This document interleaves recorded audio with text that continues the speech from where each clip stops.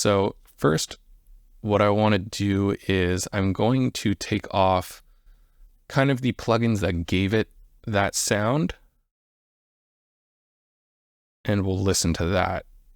And I'll take out the room tone, and I'll take out some of like kind of this extra Foley stuff I had, like fabric and leather and stuff.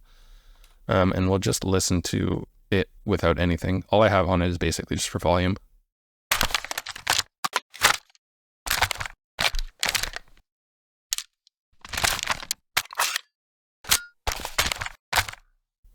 So you can see we lost all of the sauce. It does not sound like a Call of Duty game.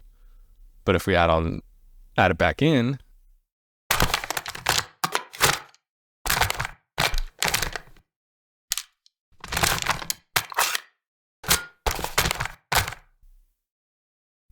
awesome. I'm so pleased with that. Okay. Like I know that I haven't looked into how they're doing it. This wasn't necessarily like a total recreation, and especially not of their workflow. I mean, it's Blizzard and I'm just me in my apartment. So, but they could, Call of Duty is a 200 gigabyte download game. They could be recording each gun in each size and type of room and putting that in and swapping out the samples like in the engine or runtime and depending where you are and blah, blah, blah.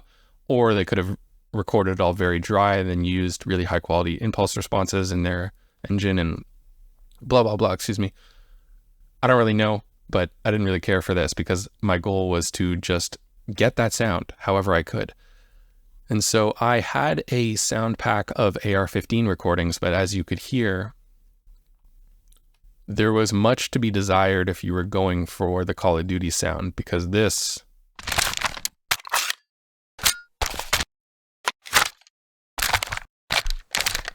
it sounds like the thing that it sounds like, right? Like it sounds like an AR-15 being handled and reloaded and stuff, but it does not sound like Call of Duty because Call of Duty is very exaggerated, right? It's just supposed to sound awesome. It's not supposed to necessarily sound super realistic. And so, quick breakdown of my session. A lot of this is just like, there's a lot of tracks and there's a lot of stuff, but it's mostly just for organization purposes. I do a lot of my leveling when I'm doing something like this and just doing a lot of work with layers and like experimenting, fading them in different levels, almost like compressing stuff just by editing and blah, blah, blah. Not really a point in breaking all that down, but yeah, I do a lot of the leveling with, right on the media items themselves. So you could put this down into like even a few tracks probably if you really wanted to, but I don't want to. I wanted to keep it separate here visually. But that's what all of these tracks are. It's basically just the same stuff from the same pack, mostly, arranged and edited and aligned so that see something on screen, add it in, experiment, repeat, edit, blah, blah, blah, until you have what you have.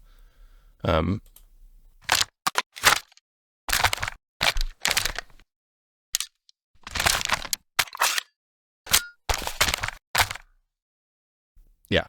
You don't know exactly like which one is what. And, I don't think a normal AR-15 is going to like rattle this much, especially not one that's like for some ultra special operations commando, but it sounds cool, right? And that's what we're all about in this. So I'll break down the chain quickly. So basically the meat of it is convolution reverb. That was the way that I got it. And so the way that I did that is I'm using 3 of them. One is acting as a bit more of a room, and then 2 of them are very subtle, but they all add up into a lot. So first off, what I did was I had one on sort of just the gun sounds, not on any of the Foley or the fabric or the room. And then I also had Gullfoss. So with those 2 things, or without it, with it. So you're starting a little bit. Gullfoss, 30%. It's just like a little impulse response, like a little chunker one. Not doing too much, but it's on quite a bit. Like 30% is quite heavy. And then I'm using Gullfoss, which is basically like an automatic soothe sort of plugin. Very interesting. Look it up. But essentially, it's sort of like intelligently EQs stuff, trying to balance it out according to how you've set it. So I wanted less brightness, and then I wanted it to just tame and recover a little bit of parts of it. And I knew that just based on the sound and how I know this plugin, that it would already try and take out top end and add in low end, because there's not a lot for this, which is what I wanted, right? Like I wanted to get from the sound that I started with to that sort of like chunky, girthy, exciting modern warfare sound.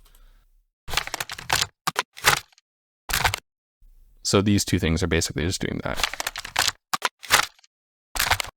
Just starting to add that in. And then I had a limiter before that, just kind of catching whatever peaks, because sometimes stuff adds up, right?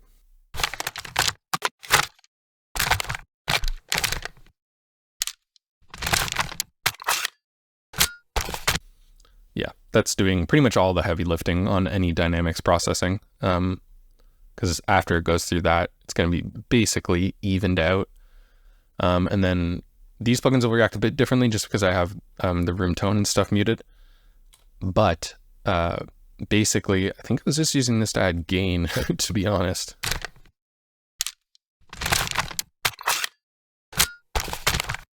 That ended up just being for gain, and then same with the final one at the end there, just catching anything, if anything did pop through very intermittently or very quickly that I didn't see on the graphs. First thing that I did was I cleaned it up and then boosted top end on the cleaned top end. So without either of those, we'll start here.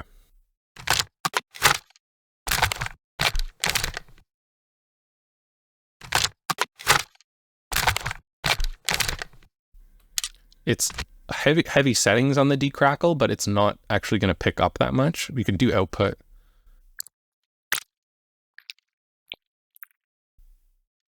That's a cool sound. I should sample that as like a little watery thing, if you can even hear that on YouTube.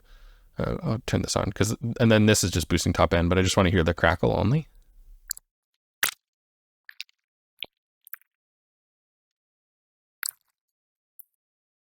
Yeah, cool. Anyways, yeah. So basically just cleaning it up with the decrackle and then using the mag EQ. I use this on vocals a ton. It's like a legendary EQ, but you can boost all the way up at 40K and it'll, you know, the end of the shelf will catch a lot of the nice detail. So just to clean it up a little bit, but then also not necessarily lose the energy in the top end. So that's what that's for.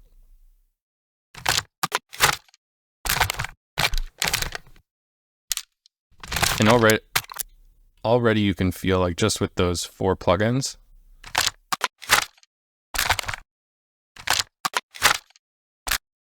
we're really starting to get that sound.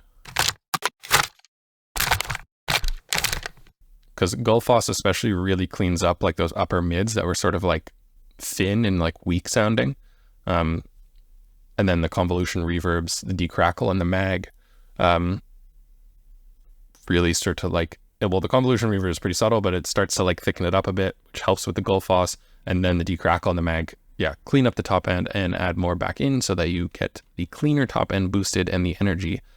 And then you have the 2 convolution reverbs, which are really the meat and potatoes of getting this sound after you've sort of pre-processed it in this way that I would consider required, I guess. So without it,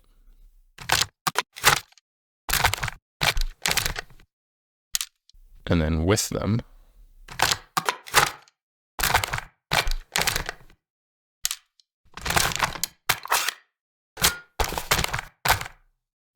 so yeah, I am just so pleased with that.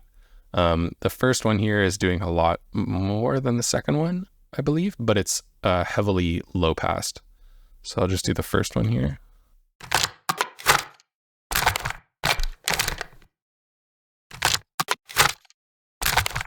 So yeah, it's just dark, short ambient. So if I turn it up all the way, it's like, right? It's nice. Just giving it, and then yeah, you low pass it like crazy to give it that sort of like, this was doing this specific plugin and this settings was doing the heavy lifting to get that sound, because it gives it almost like the dirtiness, or almost like, because you're hearing this like through like a helmet or like combat headphones, right? So that was what was making it sound like that for the most part. And then you combine it with this one just like a little bit. I think that some of these things I add a bit superstitiously, but it was just a little bit of extra to maybe catch anything in the top end here, because I didn't low pass it. So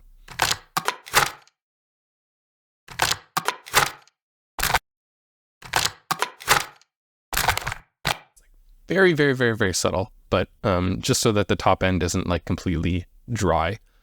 And you're also like, there's other sounds that I'll explain in a sec that just sort of help this. And some of this stuff will be caught by that, but I'm just talking about the specific stuff to get that sound. And then you have Spectral Shaper here, which is kind of acting as a compressor almost for this range, but in like a dirtier way.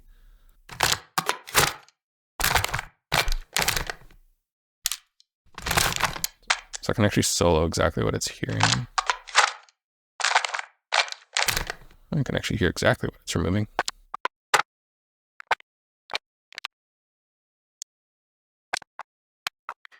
So yeah, basically like a limiter almost, just for this range here. Again, just to clean anything up, and because that's sort of the name of the game, right? Like you want something to sound big and powerful, is you clean up the stuff that's poking out and whatever, so that you can bring up everything, you know? Like if you look at like the waveform of like a Marvel movie or something, like, or of a Call of Duty match, I'm sure, or League of Legends or anything, like it's going to be basically like a sausage. It's obviously you'll have your dynamics and stuff, but it's not going to look like if you pulled in like the most recent award-winning Academy indie film, you know, like that waveform is going to look very, very different than something like an action movie or a high action game, right? Where it's going to have almost like that sausage effect, like an EDM song almost, just with more dynamics and length and whatever, you know what I'm saying?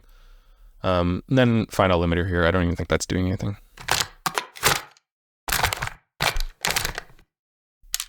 Yeah, again, that's just me setting the final level.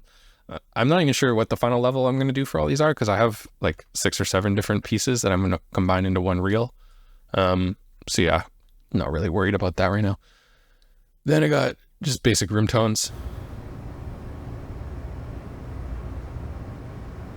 Just tried to make it like the room that you're seeing here. I didn't want to do anything too like, but like announcements and like mechanical stuff. I just didn't want to distract from what I was actually doing on screen. But you got them there. And then something that I feel like added a lot was all of this like non-gun sound.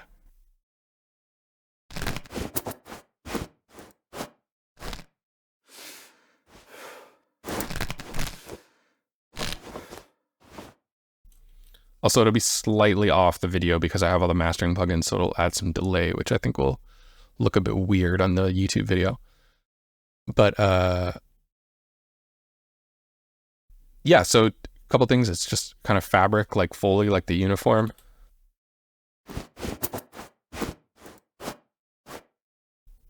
It sounds a bit funny soloed because it's meant to just kind of fill in certain gaps. Like if there's an important gun sound or something, I might not put it there so it doesn't sound as dirty. So that's why it's going to sound a bit funny on its own. But if I remove it,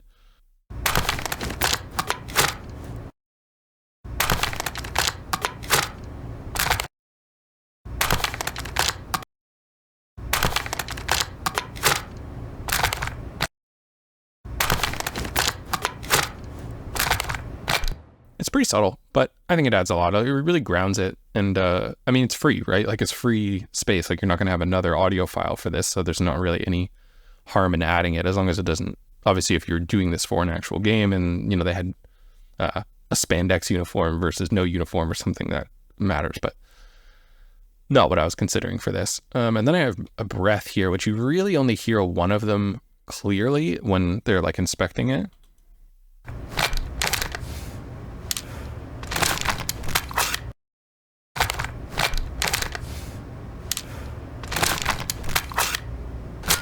Again, I don't even think people are even going to notice that. Like I would doubt that many people would notice that on the first round, but it's detail that you add, you know, and like this is going in my reel, like I want to impress. So, yeah.